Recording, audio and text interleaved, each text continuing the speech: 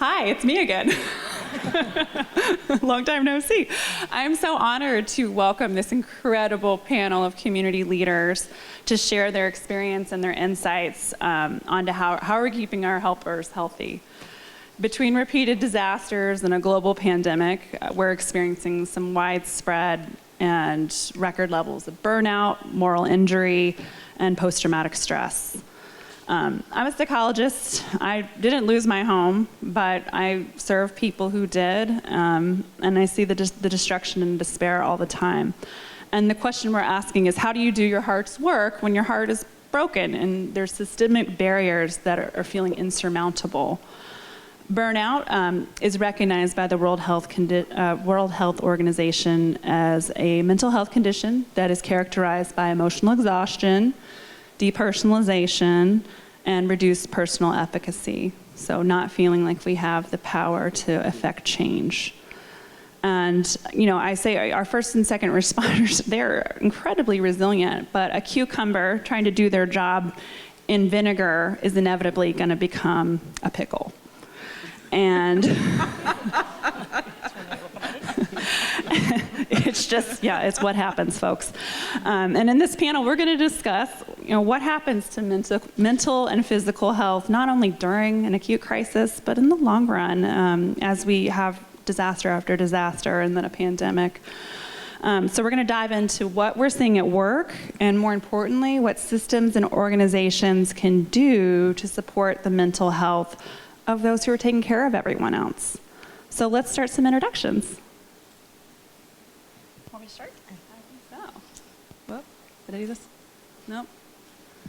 Okay, Steve Akre.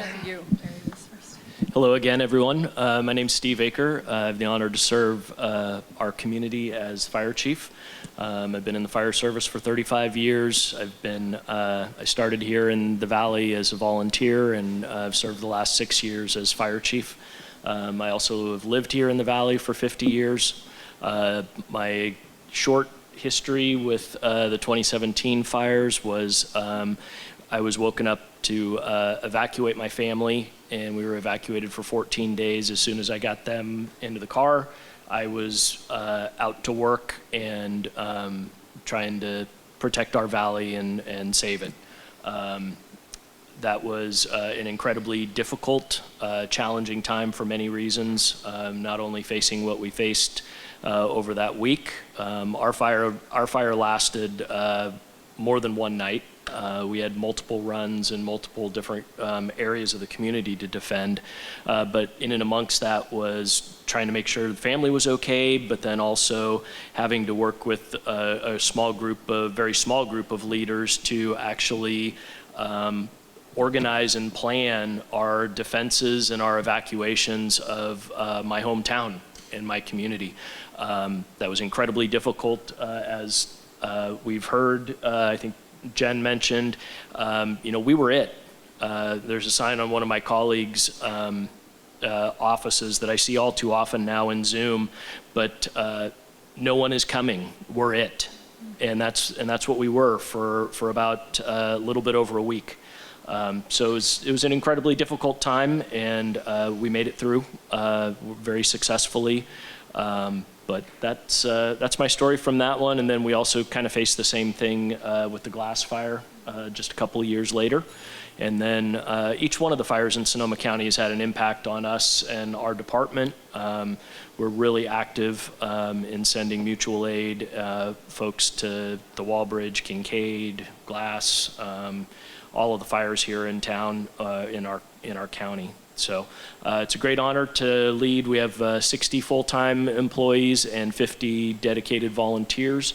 It's a privilege to be a part of leading them and the exceptional service they provide to our community. Welcome. Susan Dunn, let's hear from you. Hi everyone, I'm Susan Dunn. I'm the Education and Support Services Manager at NAMI, Sonoma County. So you may have heard of NAMI. We have 600 affiliates across the country. There's one here in Sonoma County. We're tiny but mighty.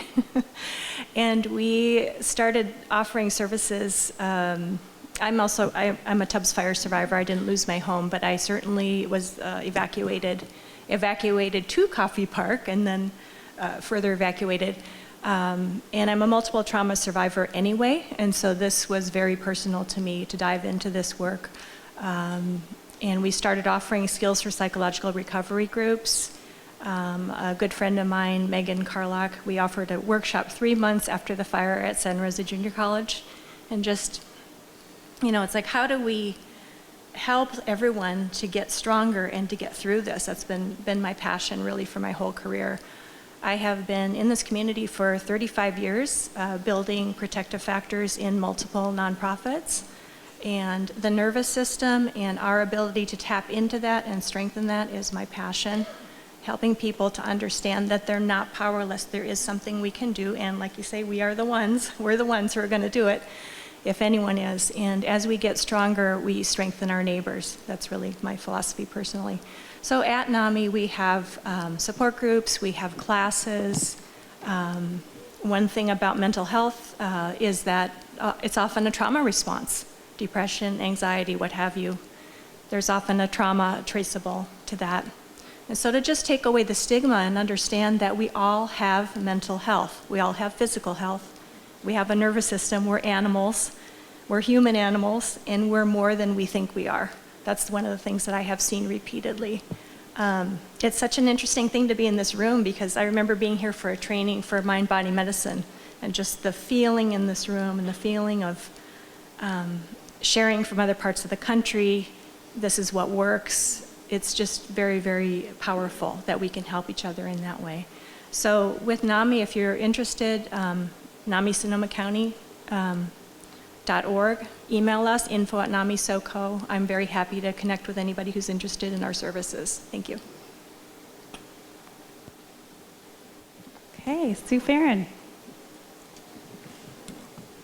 Good afternoon, everybody. I'm Susan Farren with First Responders Resiliency.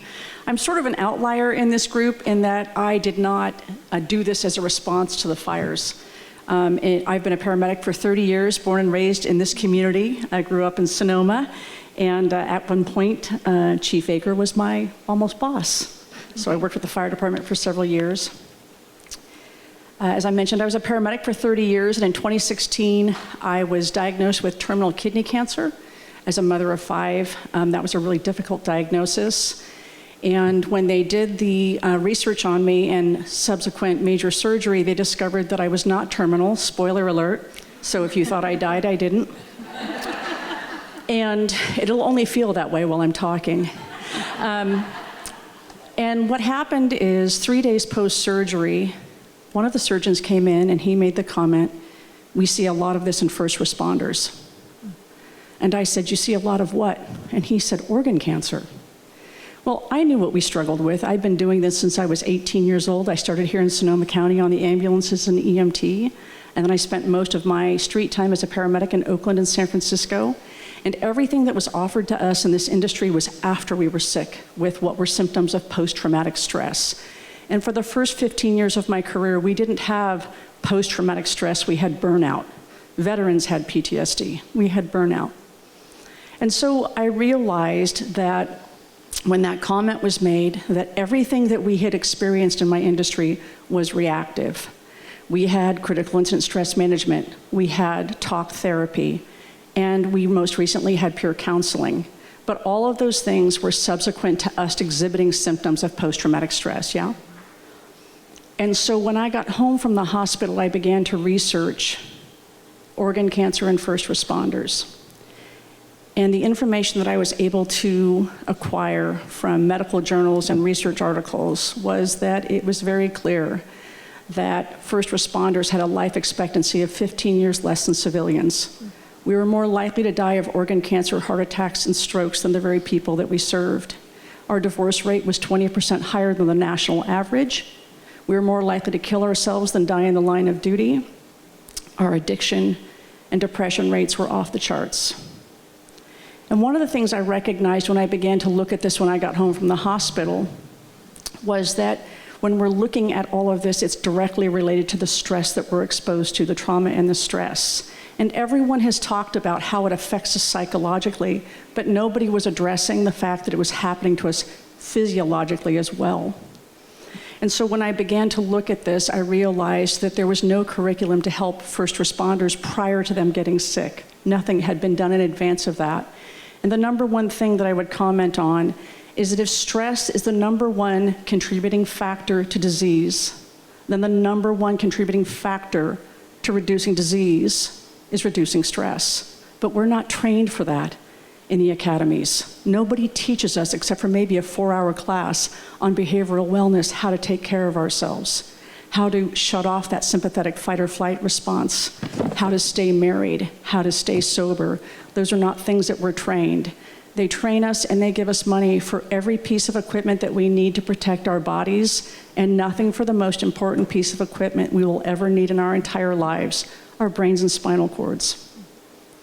And so a year and a half after having that major surgery, I sold my house for the seed money to start a nonprofit called First Responders Resiliency to train first responders the proactive approach to avoiding the symptoms of post-traumatic stress, not waiting for them to get sick and die, but to show them how to stay alive, sober, and married. Now, I will do a little shout out here to Sonoma Fire, because I began going door to door to departments asking them for the chance to present this curriculum. And Sonoma Fire was the first department that allowed me a chance to come in and teach this curriculum, this proactive approach. Thank you. That first class was held in June of 2018 after we survived the Tubbs fire. I trained 40 people, most of whom I scholarshiped with the money from the sale of my home. And in June of 2022, we have trained just over 6,000 first responders and their family members, and have been invited all over the world to train this proactive approach. We're working with first responders in every industry. We have now partnered with Loma Linda University, UCLA, and most recently, the Legion Veteran Village in Vancouver, British Columbia, to train first responders the key of how to stay alive. Our trademark is putting PTSD out of business. No disrespect. Please do. Because post-traumatic stress is not a disorder. You're not born with this. It's an injury. And what we want in this industry, and what I am committed to, is that we change that in the DSM. It's no longer post-traumatic stress disorder. You're not going to get a label and be medicated for the rest of your life.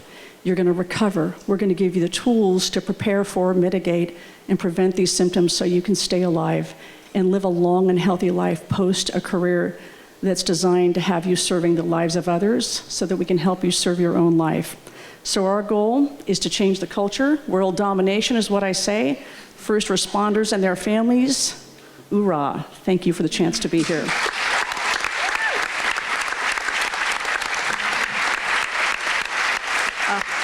I get goosebumps hearing that.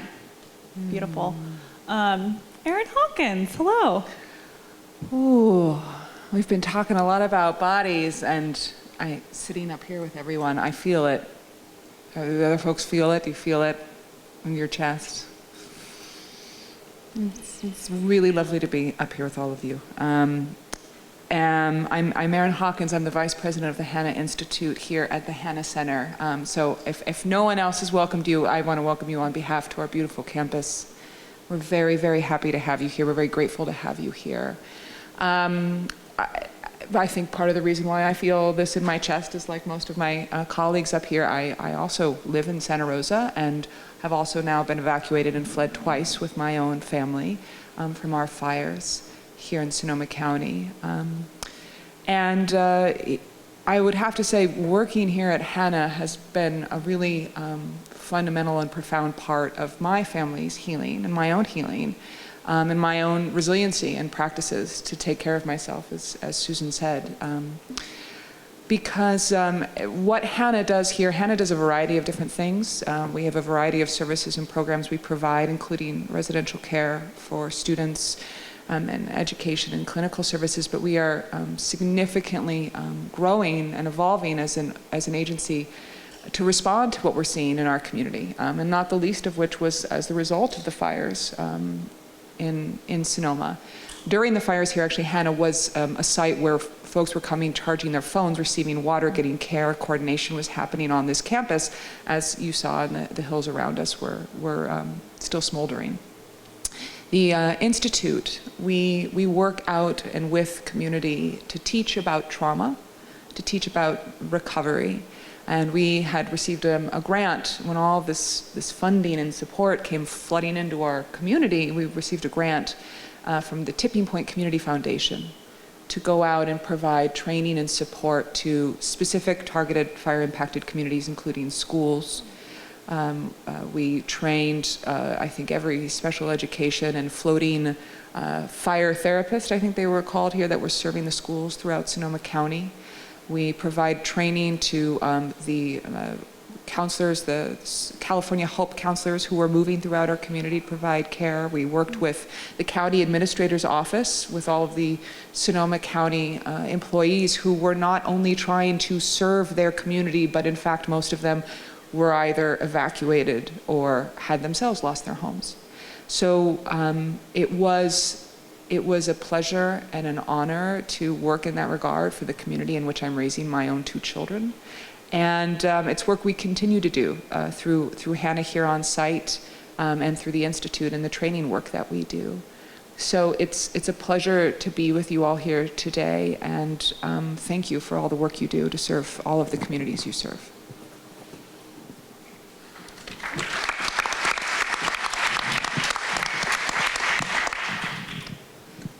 And then, hello, hi. Last but not least, please welcome Aristotle. Do you go Ari? Ari. Ari, okay, Yeah. thank Rhymes you. with Harry? I don't know, does that work? Yeah, I'm apparently the only jerk that sent a picture of himself to this thing, so Pamela, I must have misunderstood the intent.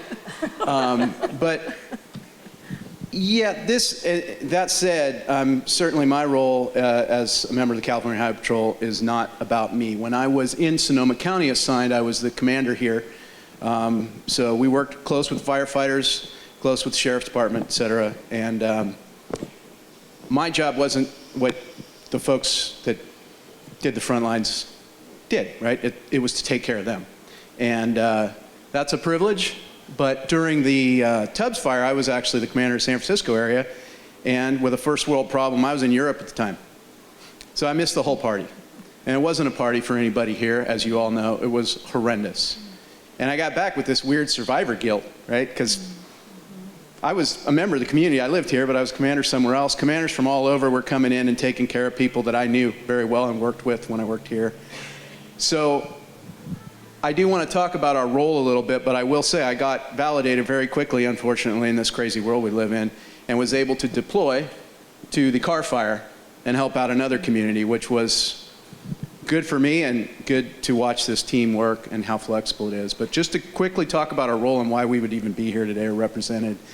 The California Highway Patrol is, in Sonoma County, for example, we're in charge of all the roadways. The sheriff's in charge of the things around them. We're in charge of all the highways, which are any street roadway.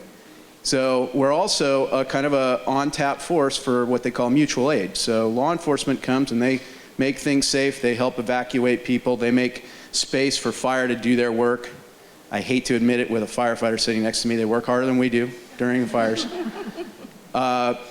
But that's our job, that's our role, and it's diverse. We're also kind of a quick reaction force because what they call mutual aid is an organized process where they may get law enforcement from all over the state, but we're first. We fill the gaps. Well, it's really hard to ask of some of our people when they're in their own community, right, and they're evacuating their own homes or their own homes have caught on fire. And I didn't go through that. I was lucky enough to live in Petaluma during Tubbs, and the capriciousness of the winds kept us safe. It's really all, and my neighbor hosing my roof for just that feeling of doing something, right? So, my role in helping our folks was really just filling the gaps. To talk about boots on the ground, we were the boots on the ground. I needed to make sure their boots were in the right place, both physically for the operation, for their safety, and for their mental well-being, right? And we'll get more into how that pans out, I think, in the panel discussion. But they really do the work. But if they don't, and I say this to you folks as leaders, if they don't have competent, caring, and communicative bosses, they're going to suffer, because that's how you can give to their resiliency every day. And I hope to explore that more as we discuss more. But other than that, thank you for having me, and it's always great to collaborate with the community we serve.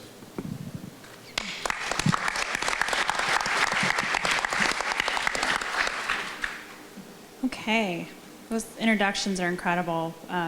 I feel like they deserve another round of applause for what they're doing in our community. Moving mountains.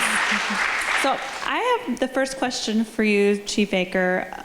Let's start with what we're seeing. What are you noticing in your crews, mentally, physically, as these disasters compound upon themselves?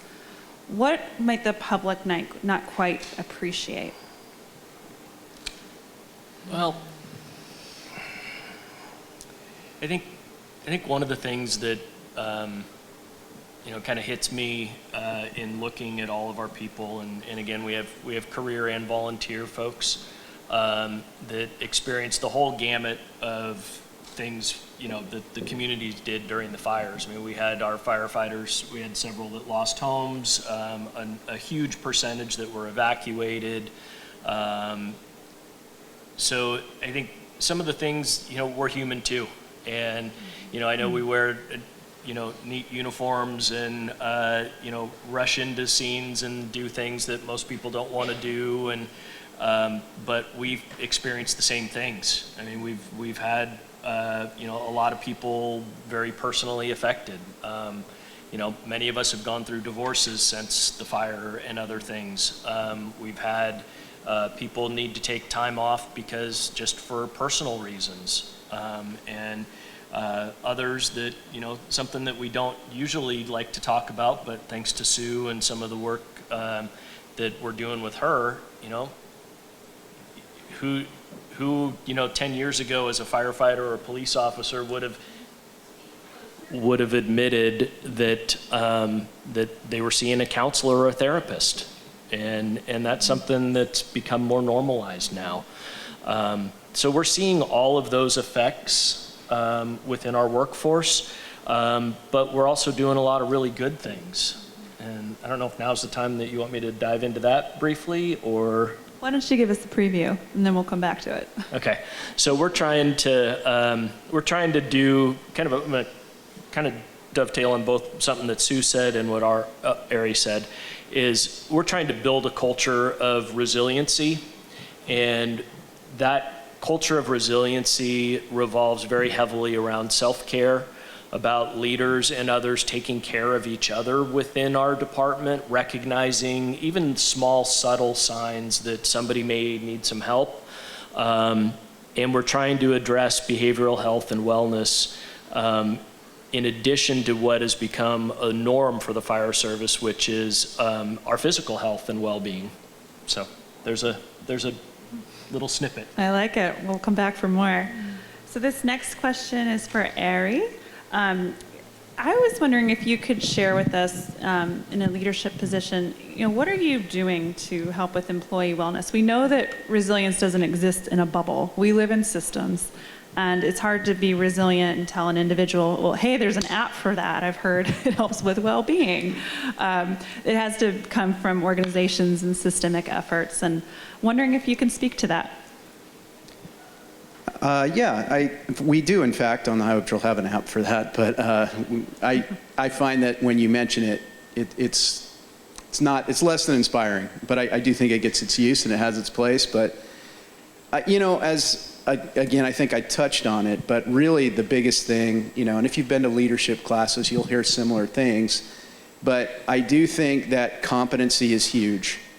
You're not going to get credibility from your folks if you're not competent before the event, during the event, and then are not willing to admit areas for improvement or recognize that others did great work after the event. And so I think that credibility piece, that competency piece, knowing your craft is really important, and if it helps with your relatability.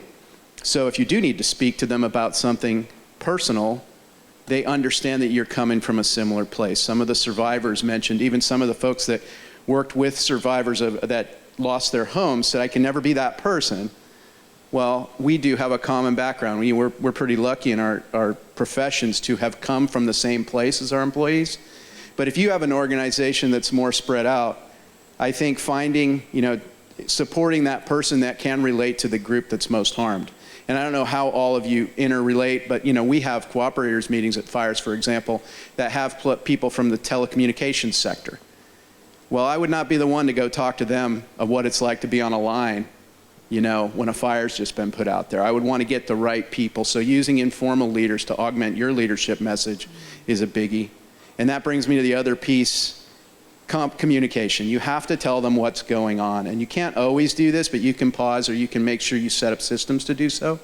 So our guys, what happens is they get overstimulated, all the things that make our job both fun and long-term damaging, and then they sit on an intersection, maybe for days. They punch out, they come back to the same intersection. They deal with people that don't understand why that intersection's still closed. All of those things add up, and so if you can communicate to that person way out there, this is why your role's important, this is why you're doing this, or, oop, we screwed up. You never should have been on that intersection that long. And I'm sorry, that's an oversimplified example, but by doing that, I think that helps build the resiliency that helps you get through something long term, because you don't feel like your efforts were in vain, you don't feel like your system is a failure, and that helps. And then the last piece, just really briefly, because it doesn't need a lot of expression or explanation, is you need to care. And that's got to be true. It can't just be a put on, and they'll know it. But if you do those other two things really well, I think your caring comes forth, and that's important. Yeah, the authenticity. Sue, would you like to add to that? Because you have a wellness program for firefighters and first responders. And could you say more about what are the active ingredients in your program and what's, you know, moving people towards healing? So for us, at least from my vantage point, what makes our program successful, and this has been discovered really through the empirical data being collected by Loma Linda, is that not only are we providing a holistic approach, so we're not doing classic approaches, although we support CISM, peer counseling, and therapy, we want it to be done in conjunction with a proactive approach to physiological wellness. And one of the things that we have discovered is what really makes our organization super successful is we're run entirely by career first responders. So we're all subject matter experts. We're vetted by the researchers and scientists and therapists who listen to us, so we make sure that we're on the cutting edge, evidence-based information that has to do with everything from nutrition and exercise to cognitive behavioral therapy, autonomic nervous system techniques, and we use all a holistic approach. So we're absolutely, I support medication, so don't stop or start medication because I'm giving this presentation, and don't operate heavy machinery while I'm talking, but we also really support meditation as a part of that. And having our first responders teach these programs has been so powerful because it's kind of like being an addict. It doesn't matter how much education you have about being an opiate addict. If you've never been an opiate addict, you really can't relate to what I'm going through as an opiate addict. And so for us as first responders, we're all coming from a lifetime of experience on the streets with a vast amount of information and education in relationship to our work. And so when we're working with first responders, they know that we are culturally competent. Does that make sense? And so we really use that background to speak to them on a level that makes them receive it. Otherwise, what they think is going to happen is we're going to have a seminar and they're going to break into small groups and talk about their pain. And we don't do that to them because that doesn't work with first responders. And so our power is in our profession and our experience. Absolutely. Yeah, peer support is so powerful to not have to explain your lived experience. Someone just gets it. So Erin, this question is for you. We're learning more and more about the impacts over the lifespan of adverse childhood experiences. Natural disasters obviously qualify as one. You know, kids need stable, predictable environments, and disasters upset all of that. Can you tell us about your program with trauma-informed care here and what you're seeing in youth? There's such a vulnerable population. And I'm really glad we have this question up here. And at Hanna, you know, there are a number of different strategies and programs we utilize depending on whether the service we're providing is here for our students on campus or we are serving students and families out in community. And you know, I by the nature of the work of the Institute, it's primarily community focused, so that's what I will speak to the most. And it's a really lovely opportunity to experience alongside students what so often the adults are experiencing, and yet they reveal these really profound strengths and these really profound assets that adults sometimes have too many pressures against them, or they don't have the space to surface strategies of care. And we do that in a few different ways. I'm gonna highlight a program we do in partnership with Dr. Daniela Dominguez. She's the founder of On the Margins and a professor at USF. We've started a program here in Sonoma called the Healing Justice Responders Program. And it was a program that we do here on campus and out in the community with 20 high school students at a time, where we are creating a space for them to not only share what they are experiencing internally and physically and emotionally and spiritually, but a place for them to surface what is working for them, right? I'm sure folks here in Sonoma County and other counties have seen some of the data from the Youth Truth Survey that was put out here. This was a survey done with high school students, middle school students, their parents, and their teachers. And here in Sonoma County, the #1 barrier to learning that our children reported last year was not a lack of access to technology. It was not distractions at home. It was anxiety about the future. We were the only county in the state of California that reported that our children shared was their #1 barrier to learning. And this conversation around anxiety is one that's addressed a lot in our healing justice space and with our youth. And what's really lovely about this program, and what I so appreciate about the framework Dr. Dominguez brought, which is a framework that really comes out of healing that's done in the Black community and in the South. That's where this framework came from, was acknowledging that the systems and the experiences kids have when they walk into a traumatic experience like a fire is different. That the kid sitting across from you is resourced in a different way than the kid sitting next to them. And we have to be able to sit in acknowledgement with that the experiences that you have affect your healing. And on the flip side of that, the experiences that you have affect the assets, the strengths that you turn to. We talk a lot about cultural competency, cultural strengths, the different identities we wear when we walk into the room, gender identity, sexual identity, socioeconomic status, whether you were born in this country or you were not, how you move through this space every day, depending on the color of skin that you have, has a profound impact on how you experience a trauma like a fire and how you heal in it. And these kids know that, and they do not shy away from talking about it. And frankly, it's quite often the adults who have to catch up and be willing to lean into those conversations. So it is a humbling and beautiful experience to be able to hear that from these students on campus here in Hanna and with programs like we do with Healing Justice. And it's a call to action to all of us in this room to be able to stand aside with our youth who want to have those conversations and how we can support more of them happening. They have a lot to teach us. They really do. So Susan, this question is for you. We've talked a lot about trauma and what happens when we don't go through it and process it and we get stuck in it. But your work involves post-traumatic growth, or the wisdom and strength that we accrue when we take the worst moments of our life and wrap them into a narrative that's braver and stronger. And can you tell us how that comes up in your work and the messaging you try to explain to the public about what this is? Yes, I just want to say, I'm looking out at this room, looking at how much resilience is here. You know, just taking a moment to look at all of us here, whatever we had to do to get to this moment is all resilience. And what we have within us is so much more than whatever is in front of us. There's a wonderful quote by Nathaniel Branden, and it's, "I am more than my problems." Many years ago, I implemented student assistance programs in the North County. I went to Cloverdale and Healdsburg, and their binge drinking rate, this was in 2009, was twice the state average for high school seniors. So I went in the community and said, "Do you know this about your community?" They're like, "What?" Yeah, it was 22% for across California. Up there, it was like 44%, something like that. And so we started to work on that. This was through Social Advocates for Youth.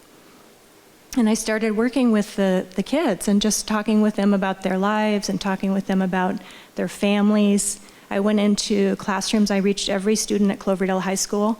I was systematic, every single freshman class. I reached all of them. And one of the things that I found to do that was just, somebody told me that if you have a 15-year-old, you have 15 minutes max. If you got a 13-year-old, you have less. And I think that's probably shortened considerably since then. So I was looking for a way to teach this very succinctly. And so I would draw an iceberg. I would just say, okay, here's your teacher, iceberg, we can see the top, we can't see what's below. Then I would draw these blobs, which were like traumas. Like, you don't know what happened 5 minutes ago, you don't know what they're going through. That person you see right there, you have not a clue what's beneath the surface. And I was drawing this over and over in these classrooms, and they would pay attention, because I was wanting to help them with, why do you have pain? So many suicidal teens I talked to, are you thinking of ending your life? And they would look at me like, whoa, I don't have to know you to care about you, but I want to know this question. And we're going to talk about your pain, because I won't argue with your pain, but I will tell you that there's a solution.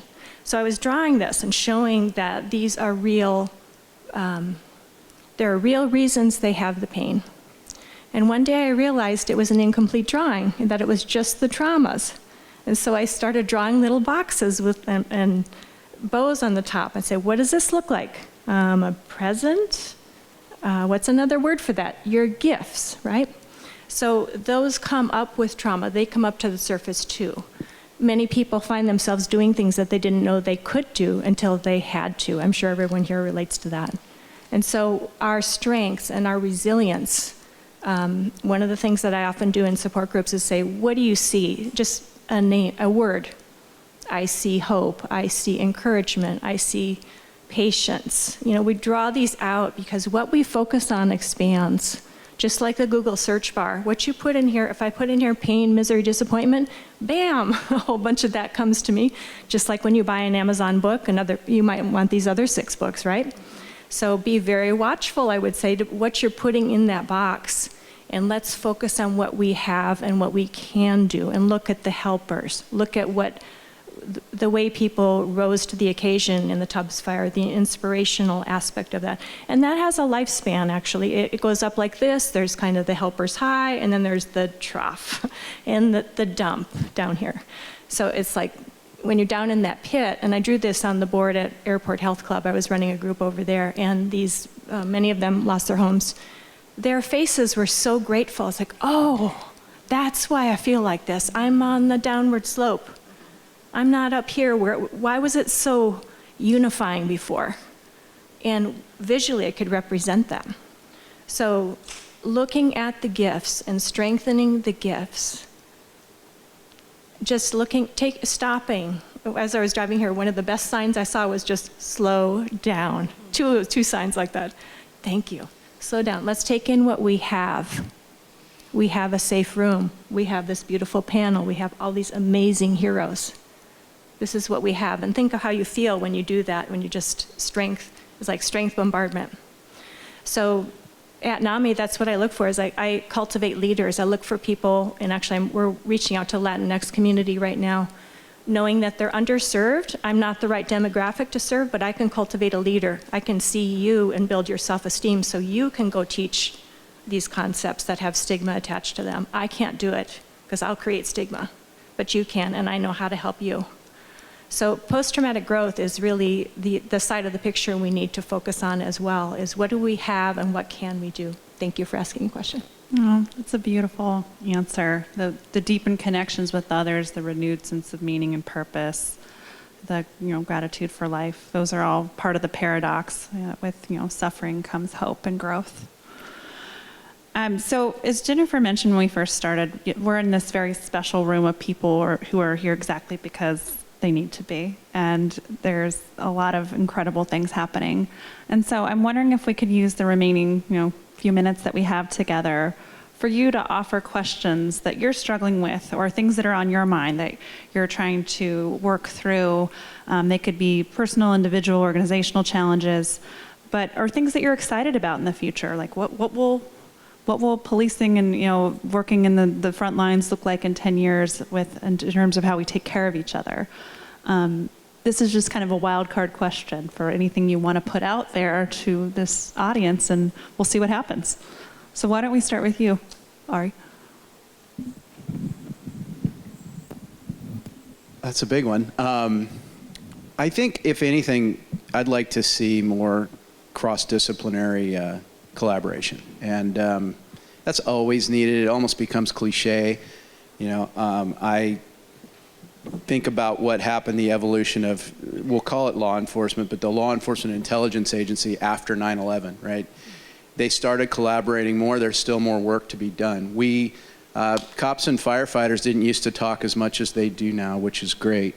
But there's also this, right? It's one of the reasons I'm here today, because we need to know each other's roles so we can fill the gaps we need to with each other's talents. And so the more collaboration we do around any project, the more my community starts talking with the community that is discussing disparity and social justice in a real conversation, instead of I wouldn't say a yelling match, but some sort of tacit understanding that we're both there for the greater good, but not really getting anything done, right? So those kinds of things around, just not just this subject, but around those social problems would be great, because they're very different cultures coming from these different disciplines. But usually, if your neighbor may not do what you do, but they're your neighbor, and you get to know them and you like them or her. So I'd like to see more of that, and more of this kind of stuff maybe going somewhere else, and some of the stuff we do, which is usually very focused, operational, and rather than a little more philosophical or a little more societal, I'd like to see those kind of cross. Okay, I'll take a couple. First, challenges that we're continuing to experience is, as an organization, as community, of course, but specific to the first responders in my organization is, we went through this really intense period of fire after fire after fire, and then all of a sudden we're dealing with a pandemic too, and we didn't know what that meant. We didn't know what that meant to us and our safety, to our family's safety, to the community's safety. So that was, and still is, an ongoing challenge for us. But it also demonstrated something to me, and that is that our efforts to build a resilient culture, and we've sent 30 of our full-time people, over 30, to Sue's 3-day conference. So we are building that very intentionally within our culture. That enabled us to really address COVID in a much better way. We were ahead of it. We were able to bounce really quickly. We were able to think differently. So that's something that I'm really proud of. I think thinking differently, and that's one of the reasons that I'm here, not just to be up here talking, but to learn.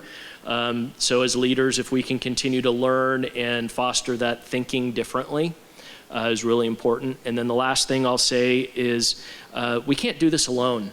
And a lot of the good work that I can't go into more detail right now on, we've been able to bring about because of partnerships with other agencies, first responder agencies, community groups, other providers, and we're so much stronger when we're able to do that collectively. So that's a few points. Thank you. I think for us it's collaboration as well. We've been working with Humanidad Therapy to reach the Latinx community, and just there are many people who need to know about mental health that have no real safe place to do so, and so just continuing to push that envelope where we can. And then also post-pandemic, because everything did go online, I started a wellness group that is every Wednesday from 4:30 to 5:30, where I teach mind-body medicine tools. Anybody can come on down. So just a place to keep building these skills, but also there's a kind of uncertainty, I think, for people, like, when are you going to do your classes back in person? I have some teachers, volunteer teachers, who will only teach in person, and keeping them engaged and keeping the patients to know that, I'm not sure when that is, and being flexible. I think that's really one of the keys right now for NAMI and for our community. Thank you. So I'll offer up two things. One is this is a room full of lifelong learners, so I want to just bookmark and note an upcoming free learning opportunity for all of you. There's information out on the resource table in the flyer, but we have launched a free community learning series that's for parents, caregivers, sports coaches, school counselors, specifically geared towards youth. Beginning in October, over the course of the next 4 months, we'll host trainings by some really amazing leaders in the field on youth anxiety and depression. That's our first October event. Suicidality, bullying, and then supporting our LGBTQI+ youth. So there's a flyer out in there. Again, these are free. They have continuing education units at no cost for all manner of professions, and this again is a continuous response of Hanna to what the data is telling us that our kids and our youth and our parents and families need. What is it like to parent an anxious child?